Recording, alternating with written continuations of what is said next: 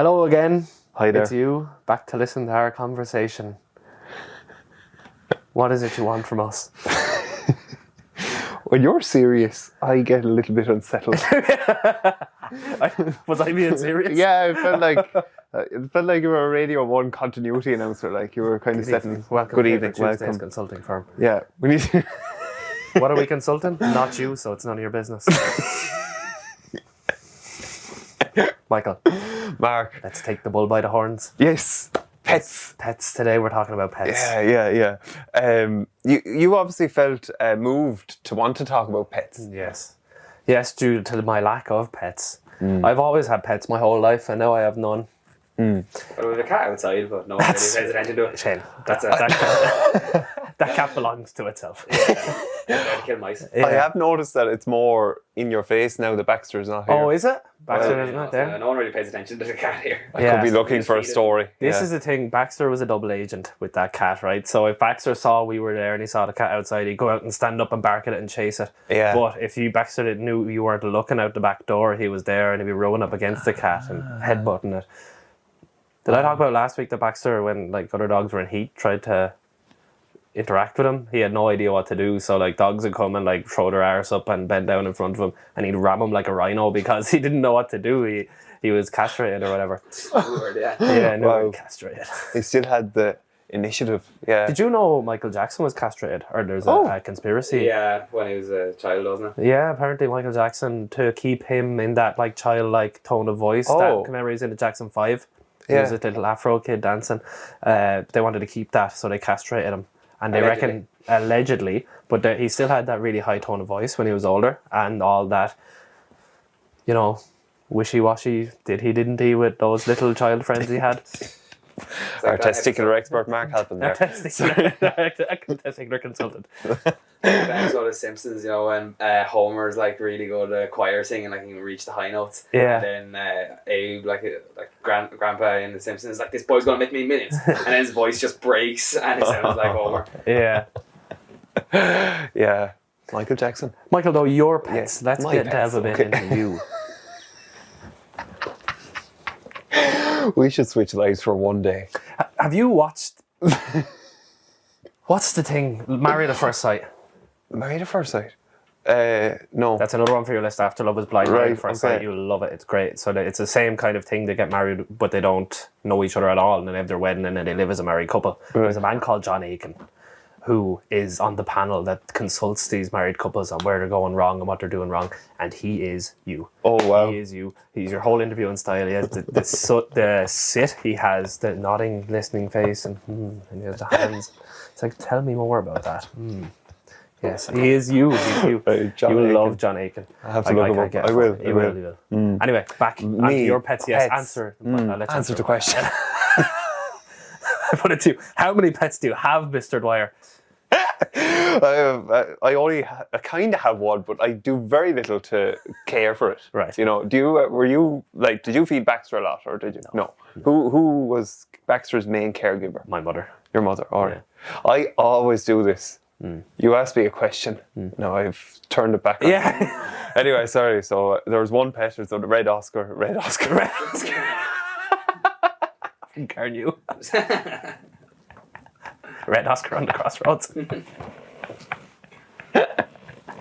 A red setter. Oscar.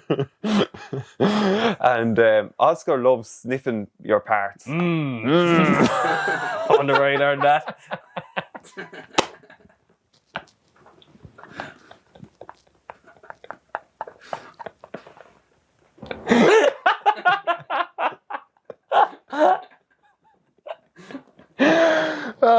So that's Oscar. We had That's Susie. the only thing we have on the top. Well, he has to remain outdoors. He's not allowed inside. He's very. He had a thing where he used to open the door, but now we have one of those doors where you have a bar and you have to push it in, so he can't open it anymore. No. Yeah, Your father, owner of Gory Interior Doors, correct. there's a thing called a lock that has been invented that stops the door handle from going down. Shane in the backroom team there could have a look into that. I don't know why, but we never. Well, I don't know. Do you lock your door? We never locked the door during the day, and yeah, Oscar wreaked havoc. Mm. This Well, we podcast should is have locked brought it. to you by Gory Interior Doors. The door that smiles. Door that's Back to your usual programming. very good. We used to have Susie. Susie, I was very fond of. All right. Yeah, R.I.P. Yeah. Susie was a Welsh. Susie was a Welsh Springer Spaniel. Ooh. And yeah, she was a breath of fresh air now, to be honest. She just, looked after herself. She wasn't really too demanding. She minded her own business. Yeah. How old did Susie live to? Around 14. She went off to a field and we never saw her again. Dogs do that, don't they? They go off to die. Apparently, I didn't know this. Maybe Baxter was on his way but didn't get far enough. Baxter couldn't get far enough. I'd say Baxter tried. Baxter wouldn't want to try, I'd say. He can't go far. He was very lazy, Yeah. in a word. Mark, I was reflecting over the weekend, or at some point anyway. I don't actually listen to some of your opinions sometimes. Oh, wow. Yeah. Why? So I go to, I know it's not related to pets, but I just want to talk. Mark, what do you actually think of politics? Of politics, I think it is a massive waste of time to care about it at all. Okay. I think it's a show. It's all a big show Right. by idiots in suits playing power games with each other. And none of it directly affects my life really at all. The government make decisions and the petrol goes up by 5 cents and that's all everyone cares about. Have you seen Tim Dillon's bit on the fuel? And how Tom Dillon's latest podcast, I was listening to it on the way here, is absolutely outrageous. we want a summer? Yeah. Yeah. Just go and listen to that. I wouldn't do it justice if I tried to. No, you can't. You can't. It is a piece of art. It is just how he just flips and flops. But he says one powerful thing is that he doesn't care about what he says. Never mind what the people that listen to his podcast think. Yeah. And I think that actually is true. But then whatever else he says, it's comedy. That's what it's meant to be, isn't it? Yeah. I don't have any political inclinations either way. But do you think that the absence of political inclination, I'll put this to you, Mr. Happen, Okay. could lead to the rise of a Mr. Putin? The rise of Mr. Putin. But surely he would need backing for me to elect him. Because I am the only person that lives in this country. You are the only person. No, Sorry. that was... Okay, I've lost you. No, I'm trying to say that if we do not have a strong democracy with people engaged in politics, well then, is there a stronger likelihood that the alternative of Putin and that oligarchy can survive and thrive? Well, I think everyone... So I don't have a political leaning, but I have a conscience. So obviously that's wrong, what's going on there. I don't think I need to identify as right or left to know what a good decision is and what a bad decision is. And I think that some people get clouded in this shit of like, I'm Sinn Féin, so what Sinn Féin believes, I believe. And they do no thinking for themselves on the matter. And then it becomes, I identify so much with that party that even if what they're doing is wrong, the lies that they can tell of why what they're doing is right justify themselves to me. So I no longer care really about the truth. I believe in identifying with this party, and that's not exclusively to Sinn Féin. That was just an example that goes across the board. Do you think this is why politics is changing? Politics is changing. Is politics? I think everything is changing always. So I like to say that religion is changing, politics is changing, gory is changing, paper juices is changing. This week we're talking about pets. Yeah, watch us change on the Patreon. Yes. I'll change on the Patreon. Absolutely. We're commentating on the Paddy's Day parade. We are, yeah. Better not say that. I'll say that on the Patreon. We are commentating on the Paddy's Day parade. And I sent you a voice note very excited last night, and it got you excited as well. Yes, you were whispering to me at 11 o'clock and 12 o'clock at night. I listened to it this morning. It was very suspicious. I'm so excited. I'm bursting with excitement about this. It's true though, it's true. So yeah, we have our plan. It'll be this Thursday. Gosh, it's going to fly around. By the time this goes out, it's 2 days' time, 3 o'clock on Gory's Main Street. Be there or be square. The Grand Marshal is Joe Dixon and we'll be your hosts. Get near Katie Daly's or the Ladbrokes and we're going to... You might get there. Now, are we going to be speaking on a speaker system? Yeah. Across the whole street. Yeah, so if someone is located like as far down as Pettit's up to, say, McGovern's, you'll hear us, whether you like it or not. Class. A captive audience. So Facilitated by our Lord Mayor Mick Gleeson. Indeed. The Lord Mayor Gorey. Yeah. Now, Michael, have you got anything for us on pets today? Pets, yes. Yes, well, first of all, Mark, a general observation. I think pets are powerful, and I was glad you chose it as a topic today. Right. Don't know why it morphed into a politician. But I think pets are class because they give us a perspective into what's going on into two things. One, the animal. Like when you looked at Baxter, sorry, we can go look at Baxter now if you want. He's in the field behind the house. In the field, yeah. For the Patreon. Did you do a funeral? No, Pat buried him. Pat. Georgie got to say goodbye. Oh. Yeah, she came running out of the house and got to see him stiff him. Apparently that's good. Apparently it's good to let the dogs that know that dog say goodbye to it and see that it's dead rather than go looking for it. Very natural, yeah. So when we see a pet, we get to see, it's smiling, but it might just be breathing. But we still get to interact and think and feel as if we can understand that dog. Yes. Would you empathise with that? Do you understand that? Yes. Yeah. Apparently dogs have the intellectual capabilities of a 2-year-old child. Wow. From what I've heard. Yeah. Now, I have done no research on this, and I can't remember who told me it. But generally, anyway, just to come, this little notion that tickled me fancy that, like, we won here with... Oscar? We've got what's going on in Oscar. We're thinking about why Oscar is sniffing where he's sniffing. Yeah, We're just, that's where we get a sense of enjoyment. But I'd like to think... Choice words. Oh, okay, keep going. Okay. So then we've the other side of the coin, which is when you sniff Oscar. and how he reacts and how he feels. We keep we're having great crack. No. Innuendos are. We'll have to collect Insta said you have a one-track mind. Well, yeah, one-track mind. Well, my third eye chakra is too open, she said. So I looked it up. But yeah, I think you took it too serious. I think that was innuendo in response. Oh, was it? My Jap's eye. Ta-da! I'll tell you what a third eye opening means, though. An overactive third eye. Right. Overactive third eye. Symptoms. Here's my symptoms. Symptoms. A third eye was meant to mean enlightenment, surely. Your opening of your third eye. Yeah, I think that's why there was a joke in it. Oh wait, now Michael. I know it was a joke. I know it was. Oh right, okay. But I googled overactive third eye because obviously that's something she knows about. Yes. So I wanted to see what that actually meant. Okay. So here are the 9 signs of an overactive third eye chakra. Of course, there are 9. Sign 1: you find you are losing touch with physical reality. Check. You may become disassociated and unrelatable to those around you. Check. You may experience hallucination. Check. You experience difficulty concentrating. I just struggle to read that sentence. You feel overloaded with information constantly.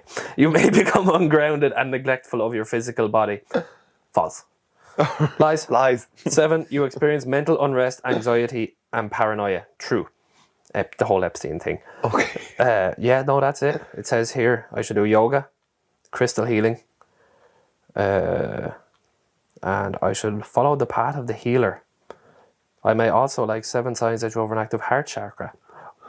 No. Onwards. So we were saying how... Sorry.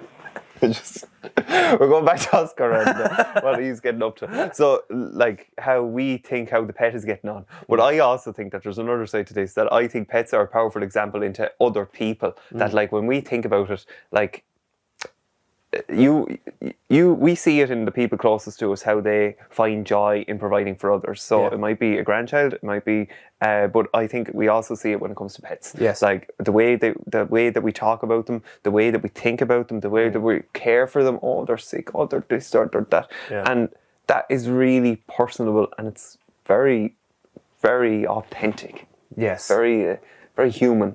Now I put this to you, Mr. Dwyer, through the chair. How do you feel about people who call their pets their fur babies? it gets a little bit uncomfortable. A little bit weird, yes. I've heard a conversation before of people who were saying, like, it was online. I think I actually watched a conversation with two people. One person was talking about their children and, you know, raising them or whatever, and the other person was relating through their cats. Oh, wow. Yeah. Okay. As if I know what your struggle, like I know how hard it is raising fur babies. Yeah. I once was speaking to a woman, and she was telling me about her children, and I contacted someone else about it and referenced... They took her children away. Referenced her children. But the person came back to me and said that they didn't have children. So I went back to the person and said, no, they're my cats. So, but she calls them her kids. Oh. So. Just feel that, Mark. Yeah, I felt it. And do you think... But we're giving all the negative examples. I was going more positive, that, like, you know, it's just amazing to see when they feed them, you know, they want to fill them with goodness and fill Yes, them. I love the relationship between James and Katie and their dogs. Yeah. Ollie, he's such a rascal. He is. And he is high maintenance, but they don't view him as high maintenance. No. You know, like when we Ollie enter... goes to school. What? Yeah. Do you not know this? No. He might be graduated now, but he went to school for a while. A good while. He's like James, he'll come out with 2 masters. Yeah. But have you been to the house? When you go to visit James, you don't get to see Katie because she has to stay in the room with Ollie in another room. Does this happen to you? No, Ollie actually gradually became accustomed to me, I think. Okay. But then if I take a break from going over for a while, it's back to square one. Yeah. So, yeah, Like Ollie patience or he's what? highly strung. He's a Sprolly, a Springer and a Collie. So they're 2 high energy dogs, and you mix it together and you get Ollie. Right. Yes. But I have another question for you through the chair. He is in a chair. Through the man in the chair. Do you think a person's pet is a reflection in some sort of them? The type of pet they own, the type of dog they own? Yeah, I think it can be. Yeah? Yeah, I think it can be. So someone who owns snakes likes rock music and believes in chemtrails. Just building the profile. Building the profile, yeah. Yeah. Well, I just think that, like, a little cute Jack Russell, or like... Jack Russell's not cute, by the way. Not cute. Onwards, disclaimer. Disclaimer. No, it's just my good colleague Stephanie. She has... Yes. Stephanie. She's very fond of you, Mark. Is she? Did she listen? Yeah, when I just be in work and around 4 o'clock I could hear... It's the paper choosing CMU. So Stephanie... She listens to it out loud. And she listens to it in the office. I open plan offices. And like she'd be listening away and then you'd say something and she'd go... She'd erupt with laughter. So anyway, Stephanie has a little dog called Gizmo. And Gizmo, you know, Gizmo's spoiled rotten. And Gizmo has the life of Riley. And he goes wherever he likes. He piddles wherever he likes. And, you know, Stephanie still cares for him. And, like, they go for lots of walks. And I don't know, there's definitely a connection there that, like, life wouldn't be the same without Gizmo and Stephanie. And have you met Gizmo? Oh, yeah. You have? Yeah. She comes in, she? He's been in the office all right, but Gizmo is non-binary? I always get mixed up with dog genders. I think he's a male. And he comes into the office? He has been in on, like, maybe 2 or 3 occasions. Could we get footage of Gizmo in the office? Maybe. Could we film it and put it on the Patreon, maybe? Yeah, let's do that. Let's do that. And wear your jumper? Yeah, definitely. We'll try and get the glasses on him. But sorry, this came from... Oh, yeah. You were saying how, you know, it could reflect people's interests. Like, do snake owners also believe in chemtrails? But this also was the thought that struck me, Mark. I think I've done it again, but I'm going with it anyway. You have owned snakes in the past. Yes. Do you think that when you owned snakes, it was a reflection of where you were in your mind at that stage? Yes. I believe so. Right. Yes. I'm not sure in what way, but there was definitely something off with me at that stage. So I had snakes. Why else would someone have a loveless, cold animal as a pet that doesn't care about anything except dead rats? There is no affection from reptiles. They're interesting animals and they're cool to look at. But that's all you can do with them, so you might as well look up a picture of one on your phone for all the good they do. Okay. But you wanted them to flourish, and did you want them? What did you, when you came home from school Yes. and you wanted to check on these snakes, Yeah. were you laughing at them or were you laughing with That would be insanity. That would be a reflection of where I was at. No, I was just kind of looking at them. I fed them, and that was kind of it. Yeah, it was just kind of interesting to have them, I suppose, at the time. There wasn't a whole lot else going on. Yeah. I'm not... But there was a genuine interest there in that, like, you wanted to do your work experience, or did you do your work experience in Kilkenny? Yes. Okay. In Reptile Village in Gowran, or Goran, whatever you call it. But what appealed to you about working in there, in the reptiles? The women. The same thing. Oh. The money and the women. The money. Very good. I got to see crocodiles every day, Michael. You don't get to see that when you do your work experience in pets. No, you don't. No. Right. Very interesting. Did you have anything else you wanted to comment on the whole thing of how pets might reflect people? Just on the exotic animal trade. So they have a lot of tigers in Texas. That kind of reflects the general, what would you call it? The zeitgeist. Zeitgeist. Very good word. Yeah. I was going to say pet itself of Texas. Here's some little known exotic pet facts. Oh, right. 50% of pets in the US are considered exotic. That's half. Right. Wow. About 140 non-native reptiles and amphibians have been introduced to Florida. Whoa.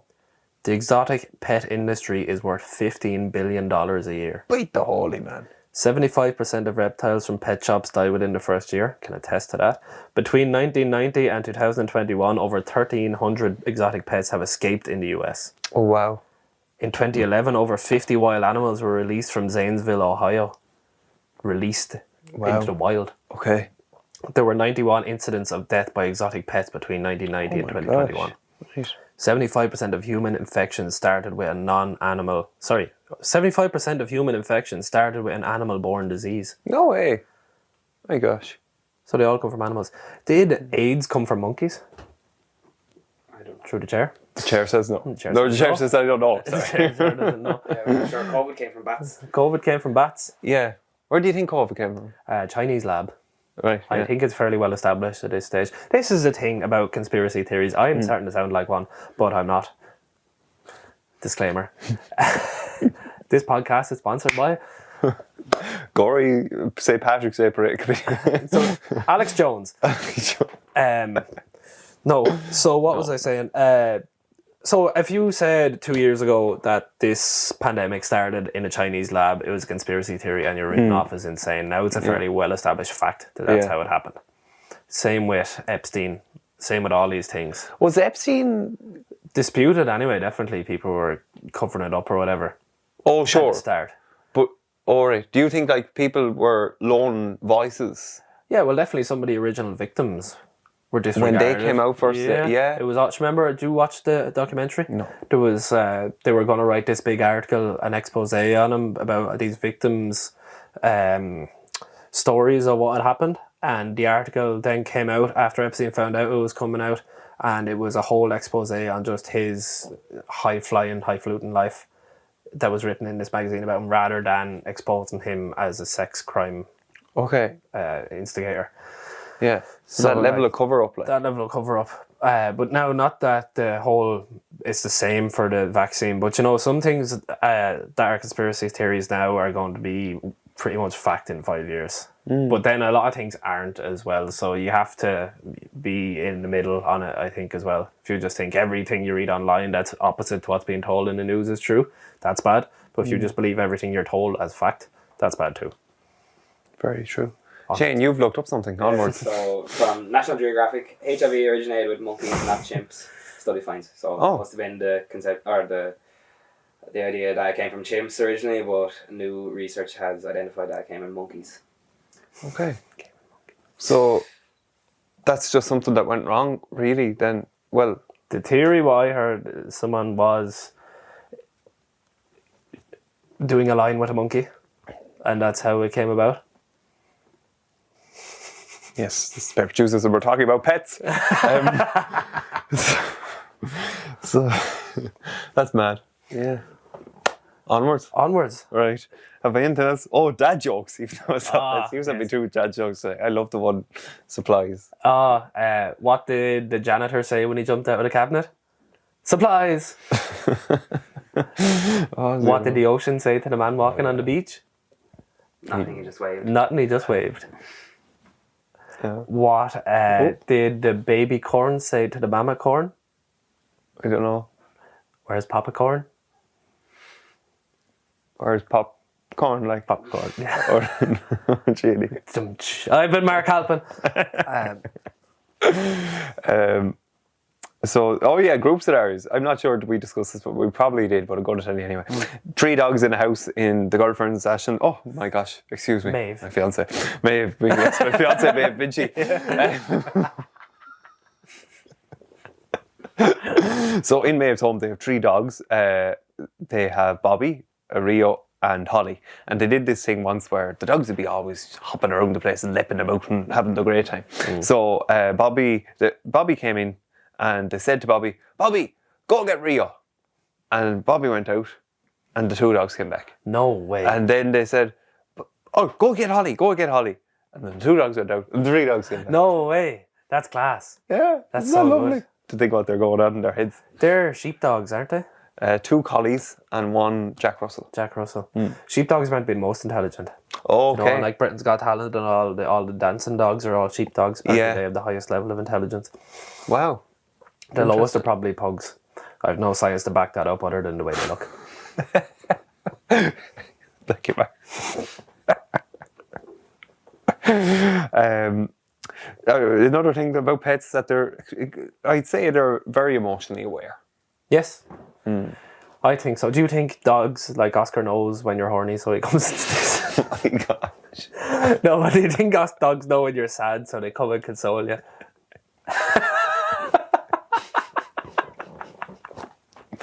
Yes, Mark, I think Oscar understands my emotions. Oh my god.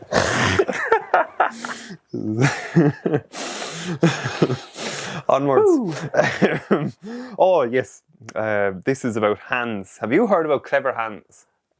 Hands as in a German man, or A German horse, Mark. oh right, Yes. In 1907, there was this horse, and he became quite popular because he was able to use his hooves to say, like, what 2 + 4 was, and then it elevated into basically the answer. He would do the hooves, and the number of hoof taps was the number, and it escalated. They did long division, multiplication, the whole shimoni, and he was going very popular. They had 1 independent experiment, and he passed it. So this was a sign that this horse could actually understand maths.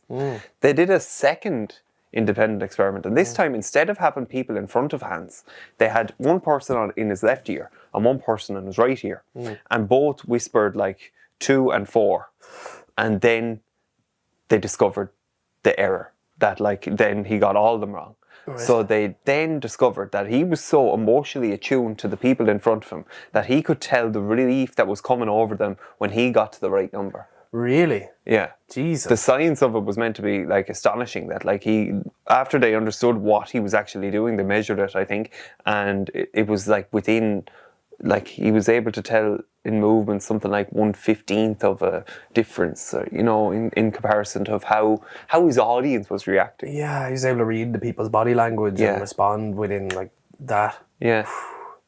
Which is way more impressive than being able to add 2 and 4. Yeah. Just a message to all those college students out there. Nobody cares about your maths. What? Yeah. In other news, there's a horse in America that died a few years ago, and it was great at painting. Oh. Collared the horse, and there's great images online of him with the brush. Retreat a tree. Go up and down like that. And what did he paint? Abstract art, Mark, and it was pretty good, and it sold quite well. So, hello lads, Marc Halpin here. Due to some unfortunate technical difficulties, we did have to stop the podcast there. We will be back with the usual programming next week. That is all on pets. Ta-ta and farewell.